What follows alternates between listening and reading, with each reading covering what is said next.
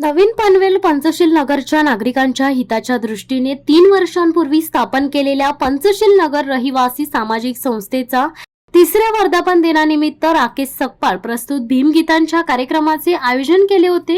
यावेळी महापुरुषाच्या प्रतिमेस पुष्पहार घालून वंदन करून नागरिकांच्या सेवेसाठी रुग्णवाहिकेचे लोकार्पण करण्यात आले।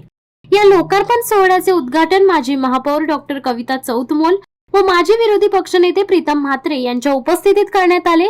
यावेळी प्रमुख पाहुणे डॉक्टर सुबदा नील, हाय रिच पाणी कंपनी संचालक भावेश धनेशा, कामगार नेत्या श्रुती म्हात्रे, समाजसेवक संजय ननावरे, आरपीआय जिल्हाध्यक्ष महेश साळुंके, ज्येष्ठ पत्रकार संजय कदम, भीम योद्धा सुभाष गायकवाड, ज्येष्ठ पत्रकार रत्नाकर पाटील, पत्रकार अक्षय कांबळे, समाजसेवक मुकुंद कांबळे, पत्रकार राम बोरिले यांच्या उपस्थितीत करण्यात आले।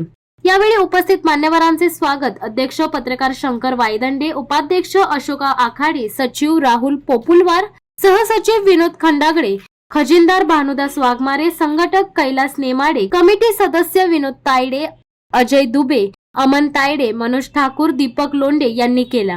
हा कार्यक्रम यशस्वी करण्यासाठी किरण लोंढे, उमेश पलमाटे, शैलेश खरात, आदित्य लोखंडे, अजय भट, शंकर खरात यांच्यासह अनेक नागरिकांनी मेहनत घेतली होती। शिवसत्ता टाइम्स न्यूज ब्युरो पनवेल।